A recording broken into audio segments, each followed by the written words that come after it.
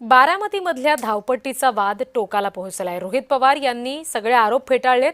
हवाई वाहतूक तज्ञ यांनी प्रश्न उपस्थित केलेत। त्या दिवशी विमान का उतरवलं असा प्रश्न उपस्थित करण्यात आलाय। आता ह्याच्यामध्ये या कंपनीचा इतिहास आपण तिथे बघू। तुम्हाला आठवत असेल 2023 ला एक ऍक्सिडेंट झाला होता।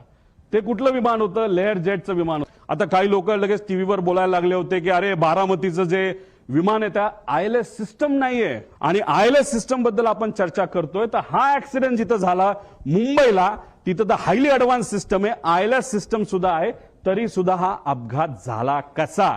त्यामुळे फक्त ILS सिस्टम बारामतीला नाही म्हणून ते ढकलून त्या ठिकाणी चालणार नाही।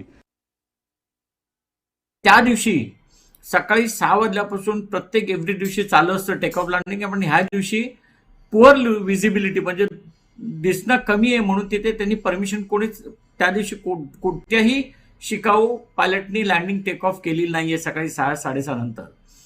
तर ह्यांना कशी कोणी परमिशन दिली, केव्हा दिली, कशी दिली आणि का दिली, हे तिन्ही प्रश्न इथे येतात। त्याची इन्क्वायरी झाली पाहिजे।